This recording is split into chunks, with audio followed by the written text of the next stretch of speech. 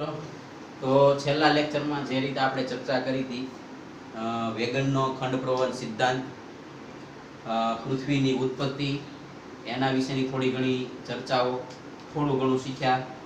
ગઈકાલના જે બે સવાલો હતા એ બે સવાલો તમે બધા કદાચ જાતે ક્યાંક ગોઈતા હોય અને ન મળ્યા હોય તોય કાંઈ નહીં, આજે આપણે ફરી વખત એની ચર્ચા કરી લેશું. તો 4 મહાસાગરો અને શરૂઆતના વેગનના જે ખંડ પ્રવહન સિદ્ધાંતની અંદર આપણે જોયું કે પૃથ્વી ઉપર શરૂઆતમાં એકમાત્ર ખંડ હતો, એને આપણે પેન્જિયા એટલે કે આદિ ખંડ તરીકે ઓળખતા, અને અત્યારે એ પેન્જિયાના ઉત્તર ભાગ અને દક્ષિણ ભાગ એના વિશે પણ ચર્ચા કરી છેલ્લા લેક્ચરની અંદર. આજે થોડીક બીજી સામાન્ય માહિતીઓ, સામાન્ય પણ મહત્વની એવી માહિતીઓ આપણે આજે લેવાના છીએ કે જે તમને કાયમિક માટે ભૂગોળની અંદર, સામાજિક વિજ્ઞાનની અંદર કામ લાગે. બીજી 2-3 બાબતો, ઘણા મિત્રોના મેસેજ એવા આવે છે કે ભાઈ તમે જે લેક્ચર લ્યો છો એનું થોડું ઘણું મટીરિયલ અમને મળે તો એનાથી અમને પણ ઘણો ફાયદો રહે. તો એ મિત્રો અમારી પહેલેથી થોડીક વિચારણા હતી. ટૂંક સમયની અંદર અમે અમારી ટેલિગ્રામ ચેનલ પણ શરૂ કરવાના છીએ, જે તમને યુટ્યુબ ચેનલની નીચેની લિંક ઉપરથી મળી શકશે. એની ઉપરથી તમે મટીરિયલ ડાઉનલોડ કરી શકશો અને આવનારા સમયની અંદર આવા જે કાંઈ ફેરફાર હશે અમે વચ્ચે વચ્ચે તમને જણાવતા રહીશું. તો ગઈકાલના પહેલા બે જે સવાલો છે એની આપણે મેં પ્રશ્ન પૂછ્યા હતા કે ભાઈ એક સવાલ એવો હતો કે ભાઈ એવો કયો ખંડ છે કે જેમાંથી એ તમામ મહત્વના 3 ઋતુઓ પસાર થાય છે, એવો કયો ખંડ છે જેમાંથી પસાર થતા નથી? તો પસાર થતા નથી જે ઋતુઓ, એની અંદર તમારે યાદ રાખવાનું છે યુરોપ, અને જેમાંથી પસાર થાય છે જેમ કે વિષુવવૃત્ત છે, કર્કવૃત્ત છે અને મકરવૃત્ત છે. તો આ 3 વૃત્ત જે છે આફ્રિકા ખંડમાંથી પસાર થાય છે. તો આ છેલ્લા લેક્ચરની અંદર પૂછેલા સવાલનો જવાબ હતો. હવે આપણે થોડી આગળ ચર્ચા કરીએ. તો પહેલી વસ્તુ યાદ રાખો, હવે ધીમે ધીમે આપણે ભારતના ભૌમિતિક સ્વરૂપ, ભારતના ભૂગોળ તરફ અને ત્યારબાદ ગુજરાતના ભૂગોળ તરફ આગળ વધશું. તમને એવું થતું છે કે આ બધું ક્યાંથી, કઈ રીતે આ માહિતી ક્યાંથી મળતી છે? તો આ બધી જ માહિતી જે છે ભારત સરકાર, ગુજરાત સરકારના જે પાઠ્યપુસ્તકો છે અને બીજી જે ઓથેન્ટિક બુકો કહી શકાય, જે વિશ્વાસપાત્ર બુકો કહી શકાય, એના આધારે આ બધી માહિતી છે મેં તૈયાર કરેલી છે. મારી રીત થોડીક આ રીતની છે કે વધુમાં વધુ ચિત્રાત્મક રીતે આપણે સમજીએ. ચાલો, તો ગઈકાલના જે છેલ્લા લેક્ચરના જે ટોપિક છે, ટોપિકને દાદીને આપણે થોડુંક આગળ ચાલીએ. તો આપણે 7 ખંડો જોયા હતા. તો એ 7 ખંડોની પૃથ્વી પરની સ્થિતિ કંઈક આવી છે. જેમ કે જો 0 ડિગ્રી વિષુવવૃત્ત છે, જે સૌથી મોટો શું છે? એક અક્ષાંશ છે. તો વિષુવવૃત્ત જે છે સૌથી મોટો આપણો શું છે? અક્ષાંશ.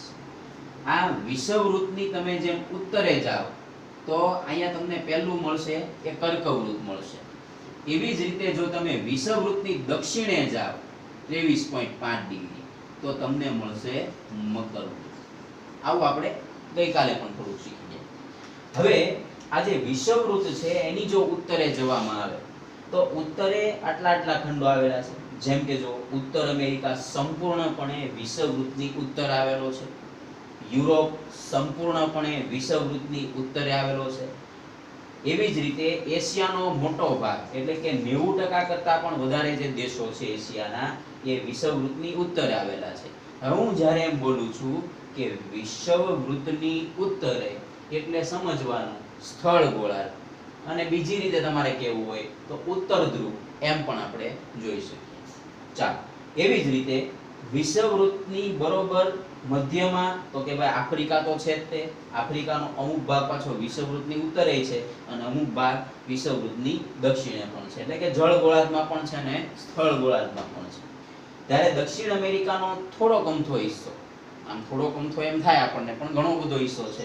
તો દક્ષિણ અમેરિકાનો ઘણો બધો હિસ્સો જે છે એ દક્ષિણ અમેરિકાનો હિસ્સો એ વિષુવવૃત્તની ઉત્તરે છે, જ્યારે મોટા ભાગનો હિસ્સો આપણને કઈ બાજુ મળશે? તો કે વિષુવવૃત્તની દક્ષિણ એટલે કે જળ ગોળાર્ધમાં છે. ત્યારે એન્ટાર્કટિકા ખંડ જે છે દક્ષિણ ધ્રુવ ઉપર આવેલો છે. ચાલો, અને ઓસ્ટ્રેલિયા સંપૂર્ણપણે વિષુવવૃત્તની દક્ષિણે આવેલો છે, એટલે કે જળગોળાર્ધમાં મગ્ન છે. તો આ નકશો એટલે કે આ પૃથ્વીનો ગોળો યાદ રાખવાનો છે. આ ખંડોની અત્યારની હાલની સ્થિતિ છે, અને હાલની સ્થિતિ પ્રમાણે આ ખંડો છે એ વહેંચાયેલા છે આપણી પાસે. હવે છેલ્લા લેક્ચરમાં આપણે એ પણ થોડુંક જોયું હતું કે ભાઈ 4 મહાસાગરો છે. આ ચાર મહાસાગરોને જો ચોક્કસ ક્રમમાં ગોઠવવામાં આવે તો સાચો ક્રમ કયો હોય છે કે જે સૌથી મોટું અને સૌથી નાના તરફ. તો જો ક્ષેત્રફળ મુજબ 4 મહાસાગરો આ રીતે હોઈ શકે. એમાં પહેલો પેસિફિક મહાસાગર છે, જેને આપણે બીજું પણ નામ આપ્યું છે પ્રશાંત મહાસાગર. એવી જ રીતે એક છે એટલાન્ટિક મહાસાગર, હિન્દ મહાસાગર અને આર્કટિક મહાસાગર. હવે આર્કટિક મહાસાગર જ્યારે આવે ત્યારે બીજી એક વસ્તુ યાદ રાખી લો કે આર્કટિક મહાસાગર ક્યાં આવેલો પૃથ્વી પર? તો આર્કટિક મહાસાગર પૃથ્વી ઉપર ઉત્તર ધ્રુવ તરફ આવેલો છે. એવી જ રીતે એન્ટાર્કટિકા ખંડ ક્યાં આવેલો? તો કે પૃથ્વીના દક્ષિણ ધ્રુવ ઉપર. તો એક ધ્રુવ ઉપર ખંડ અને એક ધ્રુવ ઉપર જે છે એ આપણો મહાસાગર આવેલો છે. ચાલો, તો આ વાત થઈ ગઈ ખંડોની, આ વાત થઈ ગઈ ક્ષેત્રફળ મુજબ મહાસાગરોના ચોક્કસ ક્રમની વાત થઈ. હવે બીજી બે બાબતો વધારે ધ્યાન આપવા જેવી છે. પેસિફિક, એટલાન્ટિક, હિન્દ અને આર્કટિક આ ચારે ચાર મહાસાગર અને અન્ય મહાસાગરોનો જો સરવાળો કરવામાં આવે તો પૃથ્વીના સમગ્ર જળ જથ્થાના 92.7% વિસ્તાર આટલી ચાર મહાસાગરો અને અન્ય સાગરો મળીને રોકી લે છે. બીજી વસ્તુ ખાસ યાદ રાખો, જો જીપીએસસી લેવલની જો પરીક્ષાઓ હોય એ પરીક્ષાઓની અંદર તમને ઘણી વખત તમે બધા પેપર દેતા હશો અથવા પેપરો જોયા હશે, સોલ્વ કર્યા છે, એની અંદર તમને એવું જોવા મળે છે કે હવે જે પ્રશ્નો છે એ પ્રશ્નો એક ચોક્કસ તાર્કિક ક્રમમાં પૂછાઈ રહ્યા છે. અને એક પ્રશ્નની અંદર ઘણા બધા વિધાનો છે. ભાઈ નીચેનામાંથી કયું વિધાન સાચા છે, ખરા છે, ખોટા છે વગેરે. તો જો યાદ રાખો કે ભાઈ ભૂમિખંડો અને મહાસાગરો કેવા છે? ત્રિકોણ આકાર ધરાવે છે. તમને પછી એમાંથી પૂછો પ્રથમ બે સાચા છે, પહેલું બીજું સાચું છે, ત્રીજું ચોથું. તો એની માટે બહુ મહત્વની માહિતી છે કે ભૂમિખંડો અને મહાસાગરો કેવો આકાર ધરાવે છે? તો ભૂમિખંડો અને મહાસાગરો ત્રિકોણ આકાર ધરાવે છે. ચાલો, હવે છેલ્લા લેક્ચર પ્રમાણે આપણે ફરી વખત જોઈએ કે ભાઈ દિશાઓ જે છે આપણી કેટલી આપણને મળી હતી? ઉત્તર, દક્ષિણ, પૂર્વ અને પશ્ચિમ. તો આ ચાર દિશાઓને ચાર ખૂણ આપણે જોયા હતા, જેમ કે વાયવ્ય, ઈશાન, અગ્નિ અને નૈઋત્ય. હજી આની નાની ઉપરથી એક સવાલ આવો થઈ શકે કે મહાસાગરોનું કુલ પ્રમાણ કેટલું છે? તો કુલ પ્રમાણ આપણને મળે છે 71%. અને ભૂમિખંડોનું કુલ પ્રમાણ સમગ્ર પૃથ્વી પર કેટલું મળે? તો કે 29%. હવે આ 29%માં તમારે પર્વતો પણ ગણી લેવાની, ખીણો પણ ગણી લેવાના, મેદાનો પણ ગણી લેવાના, ઉચ્ચ પ્રદેશો પણ ગણી લેવાના. આ બધું થઈને 29% થાય. જ્યારે મહાસાગરોનું કુલ પ્રમાણ પૂછે તો કેટલું મળશે આપણને? 71% આપણને મળશે. આ ફક્ત મહાસાગરોનું છે. ત્યારે આની અંદર બીજા સાગરો એટલે કે પાણીનો જળ જથ્થો પણ આવી ગયો છે, જે સાગર સાથે કે મહાસાગર સાથે કનેક્શન ધરાવતા હોય. ચાલો, હવે બીજી વસ્તુ બહુ જ મહત્વની, તો આપણે આગળ જોઈએ કે ભાઈ ક્ષેત્રફળની અંદર આપણે ગઈકાલે આપણે ખંડો તો ગોઠવી લીધા કે ભાઈ ક્ષેત્રફળની અંદર આ સૌથી મોટો, આ સૌથી નાનો ખંડ છે.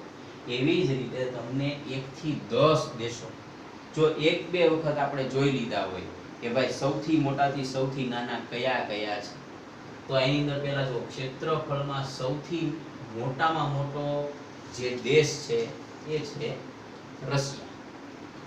તો રશિયા જે છે એ એશિયા ખંડની અંદર પણ આવેલો. જો સૌથી મોટા ખંડમાં સૌથી મોટો દેશ, એમ પણ યાદ રાખી શકાય. ફરી વખત હું બોલું, સૌથી મોટા ખંડમાં સૌથી મોટો દેશ એટલે કે રશિયા. રશિયાથી તમે બધા ઘણા બધા પરિચિત છો કે ભાઈ રશિયાનું પાટનગર છે મોસ્કો છે, અને વાલ્દીમીર પુતિન જે છે એ એના રાષ્ટ્રપતિ છે. તો આ રશિયા થઈ ગયું. એવી જ રીતે કેનેડા, એની પછી આવશે યુએસએ. તો કેનેડા અને યુએસએ આ બંને પાછા ઉત્તર અમેરિકા ખંડની અંદર આવેલા છે, અને આ બંને જે દેશો છે એકાબીજાની સાથે સરહદ ધરાવે છે. બીજી એક બહુ મહત્વની વાત છે કે વિશ્વનો સૌથી મોટો આંતરિક જળમાર્ગ તૈયાર કરનાર આ બે દેશો છે, કેનેડા અને યુએસ. અને વિશ્વનો સૌથી મોટો આંતરિક જળમાર્ગ છે ગ્રેટ સેન્ટ લોરેન્સ જળમાર્ગ. તો આ જે આંતરિક જળમાર્ગ છે કેનેડા અને યુએસ ની સરહદ ઉપર આવેલા મોટા જે તળાવો છે એ તળાવોમાંથી બનાવવામાં આવેલો છે. આંતરિક જળમાર્ગ અને સમુદ્રી જળમાર્ગ એ બે અલગ છે, અથવા તો આંતરરાષ્ટ્રીય જળમાર્ગ તરીકે પણ આપણે ઓળખીએ છીએ. ચાલો, તો પ્રથમ થઈ ગયો રશિયા, બીજો કેનેડા, ત્રીજો યુએસએ. ફરી વખત યાદ કરો, પહેલો આપણને મળી ગયો રશિયા, બીજો મળ્યો કેનેડા, ત્રીજો યુએસ, ચોથા ક્રમે ક્ષેત્રફળમાં છે ચીન અને પાંચમા ક્રમે આવશે બ્રાઝિલ. તો ચીન પાછો ફરી વખત જો એશિયા ખંડનો દેશ છે, જ્યારે બ્રાઝિલ છે દક્ષિણ અમેરિકા ખંડનો દેશ છે. એવી જ રીતે છઠ્ઠા ક્રમે આપણને મળશે ઓસ્ટ્રેલિયા, ત્યારબાદ ઓસ્ટ્રેલિયા પછી તરત જ ભારતનો ક્રમ આવશે અને એ ક્રમ છે 7. તો વાર આપણા 7 હોય એમ ભારત જે છે એનો ક્ષેત્રફળની દૃષ્ટિએ કેટલામો ક્રમ મળશે? તો કે ભાઈ 7મો ક્રમ, એટલે કે ભારત. ત્યારબાદ આર્જેન્ટિના, કઝાકિસ્તાન અને અલ્ગેરિયા. તો આ 10 દેશો થઈ ગયા જે ક્ષેત્રફળની અંદર સૌથી મોટાથી સૌથી નાના તરફ આપણે ગોઠવા છે. ચાલો, એવી જ રીતે આ વાત થઈ દેશોની જે ક્ષેત્રફળમાં ફેલાયેલા છે. એવી જ રીતે વસ્તીના સંદર્ભમાં જો વાત કરવામાં તો આપણને ખ્યાલ હોવો જોઈએ, પ્રથમ ક્રમે ચીન છે, બધા જાણે છે. ભારત આપણને ખબર છે. એવી જ રીતે યુએસ, યુનાઇટેડ સ્ટેટ, એવી જ રીતે ઇન્ડોનેશિયા અને ત્યારબાદ પાકિસ્તાન. તો આ 5 દેશો છે વિશ્વની સર્વાધિક વસ્તી લઈને બેઠા છે. જેમ કે ચીન, ફરી વખત યાદ કરીએ, ચીન છે, ભારત, યુએસ, એવી જ રીતે ઇન્ડોનેશિયા અને પાકિસ્તાન. તો ચીન, ભારત, યુએસ, ઇન્ડોનેશિયા અને પાકિસ્તાન, આ બધા જે 5 દેશો છે, ટોપ 5 દેશો જે વસ્તીની અંદર અત્યારે સમાવિષ્ટ છે. પણ અહીંયા જો એક પ્રશ્ન હજી અલગથી આપણે તૈયાર કરવાનો છે કે ભાઈ તમને એવું પૂછે કે ભાઈ વિશ્વનું સૌથી મોટું વસ્તીગીતતા ધરાવતું શહેર કયું છે? તો તમારે યાદ રાખવાનું છે એ શહેરનું નામ છે ટોક્યો. અને આપણને પછી એ પણ ખબર હોવી જોઈએ કે ટોક્યો છે એ કોનું પાટનગર છે? તો ટોક્યો છે જાપાનનું પાટનગર છે. હમણે ચર્ચામાં હતું, કારણ કે આપણો જે ઓલિમ્પિક 2016માં જેમ બ્રાઝિલમાં રમાનો, એવી જ રીતે આપણો પછીનો જે ઓલિમ્પિક છે એટલે કે 2020નો ઓલિમ્પિક, તો 2020નો ઓલિમ્પિક જાપાનના પાટનગર ટોક્યોમાં રમાવાનો હતો. પરંતુ આ જે મહામારી કોરોનાના સંકટ આવ્યું એના કારણે છે એ બોર્ડ દ્વારા છે એને મંજૂરી આપવામાં આવી નથી. તો આ વાત છે. ચાલો, તો ફરી વખત જોઈ લે, ક્ષેત્રફળમાં સૌથી મોટામાં રશિયા, કેનેડા, યુએસ, ચીન, બ્રાઝિલ, ઓસ્ટ્રેલિયા, ઇન્ડિયા કે ભારત, આર્જેન્ટિના, કઝાકિસ્તાન અને અલ્ગેરિયા. વસ્તીમાં ટોપ 5 દેશો જોઈએ તો ચીન, ભારત, યુએસ, ઇન્ડોનેશિયા અને પાકિસ્તાન. જો આ બધા જે વસ્તીઓના આંકડા છે એ વસ્તીના આંકડા અમુક સમય પછી ફરતા રહેતા હોય છે, એની માટે તમારે કરંટ અફેર પણ વાંચવું જરૂરી છે. ચાલો, હવે આપણા મૂળ ટોપિક ઉપર ફરી વખત પાછા આવી જઈએ. તો આપણે અહીં જોઈએ તો કે ખંડો જે છે એ ટોટલ 7 આવેલા છે. હવે થોડીક પરીક્ષાઓ જે છે અઘરી થઈ રહી છે, એની માટે હાવ આપણી તૈયારી એવી નાની મોટી હોય એ તૈયારીથી હવે કામ ચાલવાનું નથી. તો એ માટે થોડીક વિશેષ તૈયારી કરીને આપણે જઈએ તો આપણને એનાથી ફાયદો થાય. હવે અહીં જેમ કે આ ઉત્તર ગોળાર્ધ છે, એની અંદર તમારે પહેલી વસ્તુ યાદ રાખવાની છે કે ઉત્તર ગોળાર્ધ છે એની અંદર જમીન વિસ્તાર, જો અહીંયા સમુદ્રો તો છે એટલે જ અહીંયા કેમ કહેવામાં આવેલું છે કે ભાઈ એની અંદર જમીન વિસ્તાર કેટલા ટકા? તો કે 81% જમીન વિસ્તાર છે. હવે 81% જમીન વિસ્તાર એમ છે, એમાં સૌથી વધુ જમીન કેટલાથી કેટલા ડિગ્રી વચ્ચે આવેલી છે? તો તમારે યાદ રાખવાનું છે, જો અહીં મેં લખેલું છે, તમારે યાદ એટલું રાખવાનું છે કે ઉત્તર ગોળાર્ધની અંદર સૌથી વધુ જમીન વિસ્તાર અથવા સૌથી વધુ જે લોકો વસે છે કઈ ડિગ્રીમાં વસે છે? તો 20 ડિગ્રીથી લઈને 70 ડિગ્રી સુધી. 20 ડિગ્રીથી લઈને 70 ડિગ્રી સુધી. તો હવે જો હવે તો આટલી વસ્તુ થઈ ગઈ. 20 થી 70 વચ્ચે ઉત્તર ગોળાર્ધની અંદર સૌથી વધારે જમીન વિસ્તાર છે ને ત્યાં માનવ વસાહતો છે એ આવેલી છે. જ્યારે તમે જળ ગોળાર્ધ અથવા તો દક્ષિણ ગોળાર્ધ તરફ જઈએ તો દક્ષિણ ગોળાર્ધ તરફ જમીનનો કુલ ટકા વિસ્તાર જે છે 9.5% છે અને દક્ષિણ ગોળાર્ધના 70 ડિગ્રીથી 80 ડિગ્રી. હવે યાદ કાંઈ નવીન નથી રાખવાનું, ઉપરનો આંકડો છે ને ફરી વખત તમે જોવો કે ઉપરના આંકડા આપણને આવા મળ્યા હતા 20 થી 20 ડિગ્રીથી 70 ડિગ્રી. એ 70 તમારે યાદ રાખવાના છે, તમારે દક્ષિણ તરફ આવી જવાનું અને દક્ષિણ તરફ આવી ઉપરના 70 ડિગ્રી એમને આપણે યાદ રાખવાના છે અને એમાં પ્લસ 10 ડિગ્રી કરીએ એટલે આપણને મળી જશે 80 ડિગ્રી. બરોબર? તો ફરી વખત ઉત્તર ગોળાર્ધમાં કેટલો જમીન વિસ્તાર આવેલો છે 81%, જ્યારે દક્ષિણ ગોળાર્ધમાં કેટલો જમીન વિસ્તાર છે 9.5%. એવી જ રીતે યાદ રાખવાનું કે ઉત્તર ગોળાર્ધમાં કેટલાથી કેટલા ડિગ્રી વચ્ચે સૌથી વધુ જમીન વિસ્તાર આવેલો છે. તો ખાવ સીધી વસ્તુ છે કે જમીન વિસ્તાર 20 ડિગ્રી થી 70 ડિગ્રી, જ્યારે દક્ષિણ ગોળાર્ધ તરફ આવે તો 70 ડિગ્રી થી 80 ડિગ્રી વચ્ચે સૌથી વધુ જમીન વિસ્તાર આવેલો છે. ચાલો, તો આટલી માહિતી જે છે એ આના વિશે. હવે થોડાક વધારે આગળ આવીએ તો આના વિશે તો આપણે છેલ્લા લેક્ચરમાં ચર્ચા કરી કે થોડુંક રિપીટ મારી લઈએ કે ભાઈ પૃથ્વી જે છે એક એવો ગ્રહ છે કે જેની અંદર પાણી આવેલું છે એટલે એને જલીય ગ્રહ કહેવાય છે. તો પૃથ્વીના બરોબર મધ્યમાંથી જે પસાર થાય છે 0 ડિગ્રી વિષુવવૃત્ત, અહીંયા પણ જોઈ શકો આ 0 ડિગ્રી વિષુવવૃત્ત એટલે તો ભૂમધ્ય રેખા છે, જે સૌથી મોટો અક્ષાંશ છે. એ વિષુવવૃત્તની ઉત્તરનો ભાગ જે જમીન આવેલી છે આના સંદર્ભમાં આપણે સમજીએ તો એ સ્થળ ગોળાર્ધ છે, ત્યારે એની દક્ષિણનો ભાગ છે અને જળ ગોળાર્ધ કહેવાય. હવે તો પૃથ્વી ઉપર એક એવી કાલ્પનિક રેખાઓ છે કે પૃથ્વી ઉપરની જે કાલ્પનિક રેખાઓ છે, ઘણા લોકો એવો તરત સવાલ પૂછતા હોય અક્ષાંશ એટલે શું, રેખાંશ એટલે શું, બરાબર. તો એક વસ્તુ યાદ રાખો કે અક્ષાંશ રેખાંશ એ કાલ્પનિક રેખાઓ તો છે જ તે, પરંતુ જો પૃથ્વીને સમાંતર એને જોડી દેવામાં આવે તો એક ચોક્કસ પ્રકારનો ખૂણો બનાવી શકે, બરાબર. તો અહીંયા આપણે થોડાક અક્ષાંશ રેખાંશ વિશે થોડીક હજી વધારે માહિતી પાછા લેશું, પણ અત્યારે પ્રારંભિક વસ્તુ એટલી યાદ રાખવાની છે કે અક્ષાંશ છે પૃથ્વી ઉપર કઈ દિશાથી કઈ દિશામાં ફેલાયેલા હોય. તો આપ જોઈ શકો છો, અહીંયા હું ફરી વખત દોરીએ કે અક્ષાંશ છે ને એ પૃથ્વી ઉપર આ રીતે આડાની તરફ ગોઠવાયેલા હોય અક્ષાંશો. તો કુલ અક્ષાંશોની સંખ્યા કેટલી, તો વિષુવવૃત્તની ઉત્તરે જોઈએ તો 90 ડિગ્રી અક્ષાંશ મળશે. વિષુવવૃત્તની ઉત્તરે જોઈએ તો 90 ડિગ્રી આપણને મળશે. એટલે કે આ અક્ષાંશ જે છે એ કઈ બાજુથી કઈ બાજુ, તો કે પૂર્વથી પશ્ચિમ અથવા પશ્ચિમથી પૂર્વ છે એ ફેલાયેલા હોય છે. તો અક્ષાંશો છે 90 ડિગ્રી વિષુવવૃત્તની ઉત્તરે અને 90 ડિગ્રી એટલે કે 90 અક્ષાંશો છે એ વિષુવવૃત્તની દક્ષિણ તરફ. તો 90, અને આ આપણે આગળ પણ ભણી ગયા કે વિષુવવૃત્ત છે સૌથી મોટો શું છે અક્ષાંશ. તો 90 અને +1 કરીએ એટલે આપણને 181 મળી જશે અક્ષાંશોની સંખ્યા. અને મહત્તમ બે અક્ષાંશો વચ્ચે કેટલું અંતર હોય, તો 111 કિલોમીટર અંતર હોય છે. ચાલો એની પછી જોઈએ તો આપણને વાત થઈ ગઈ અક્ષાંશની. એવી જ રીતે થોડીક આગળ આવીએ તો આ જ રીતે અક્ષાંશોને બાદ કરતા કે ભાઈ અક્ષાંશો ઉત્તરથી દક્ષિણ ફેલાયેલા છે, એવી જ રીતે રેખાંશોની વાત કરીએ તો રેખાંશો છે, જો તમે જે મધ્યમાં જોવો છો આ જે 0 ડિગ્રી છે, તો આ 0 ડિગ્રી પૃથ્વીના ગોળા પર દોરવામાં આવી છે, જેને આપણે કહીએ છીએ ગ્રીનિચ રેખા. તો ગ્રીનિચ રેખા શું છે, તો કે ગ્રીનિચ રેખા જે છે એ એવી રેખા છે કે જ્યાંથી દુનિયાના સમયો જે છે નક્કી થાય છે, અને આ રેખા જે છે એને 0 ડિગ્રી તરીકે ઓળખવામાં આવે છે.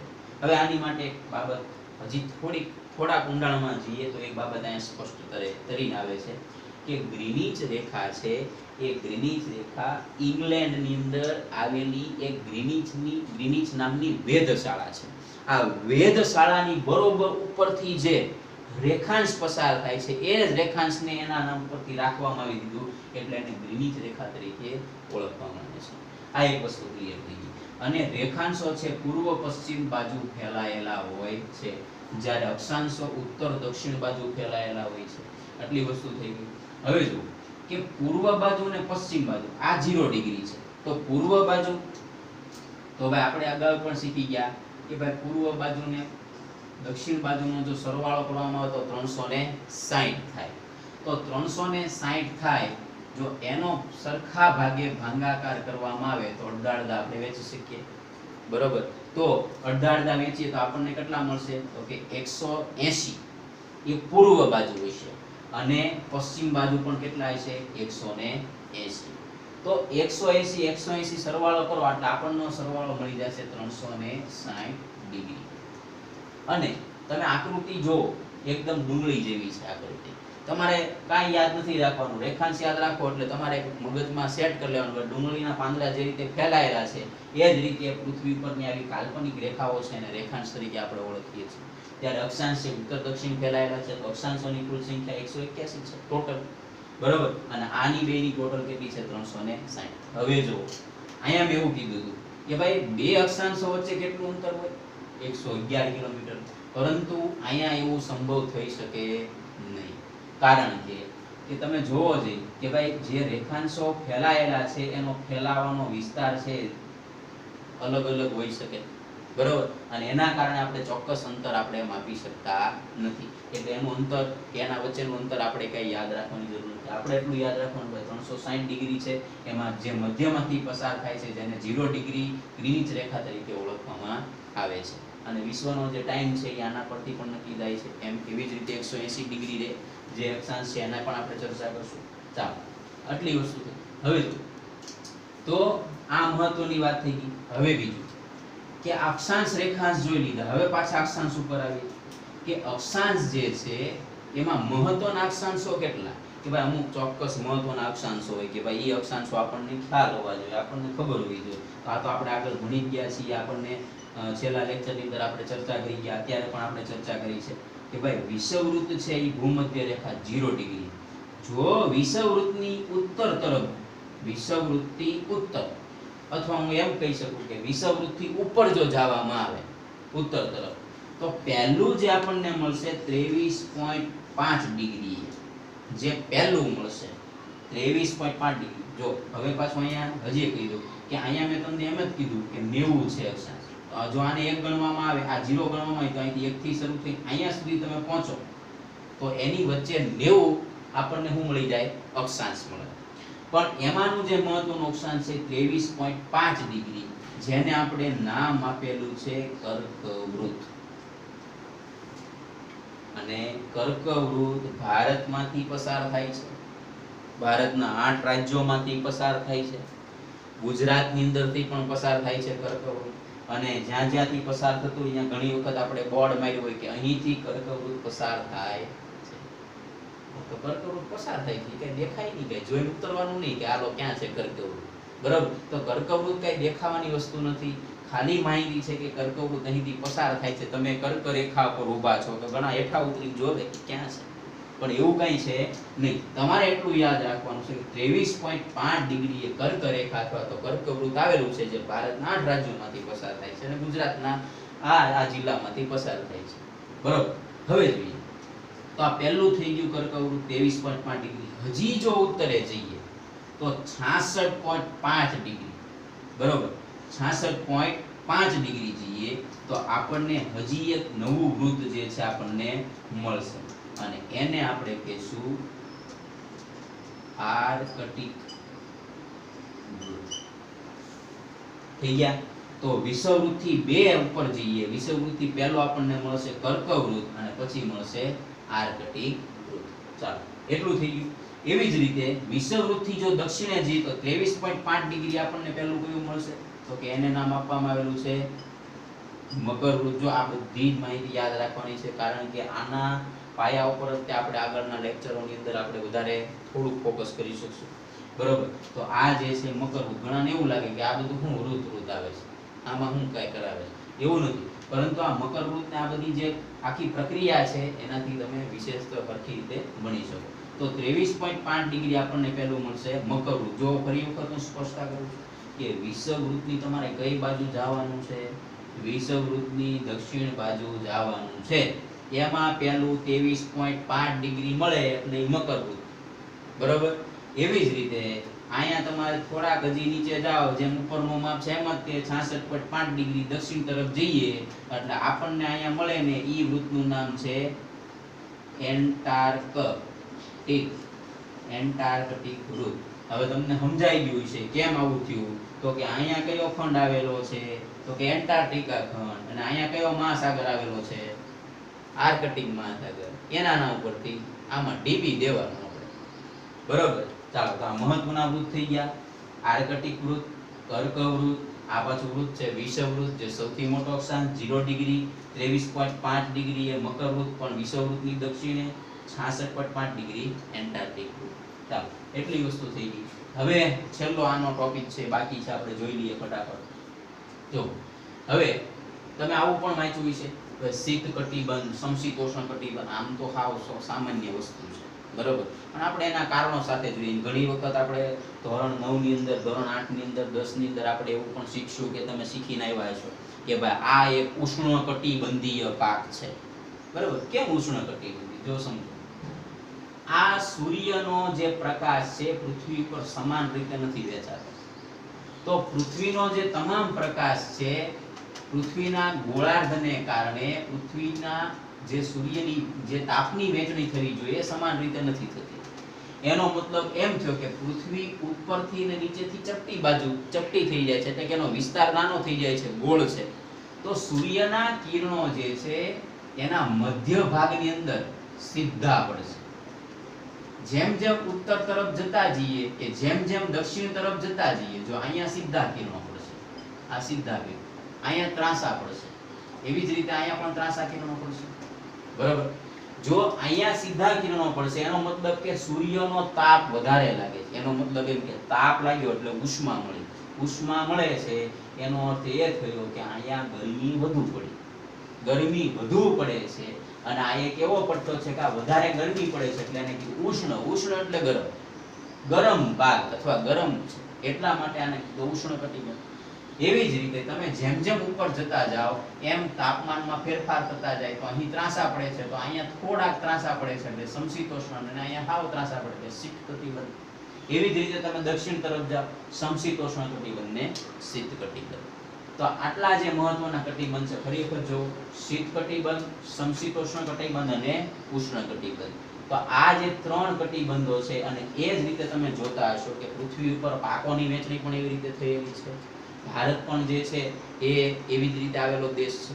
તો આ બધા દેશો જે છે એ પોતે આવા અલગ અલગ વિસ્તારોમાં આવેલા છે, એટલે એની વાતાવરણ, એની ઋતુઓની અંદર આવું પરિવર્તન જોવા મળે છે. ચાલો તો હવે પછીના છેલ્લા લેક્ચરમાં પાછા મળશું નેક્સ્ટ લેક્ચરની અંદર.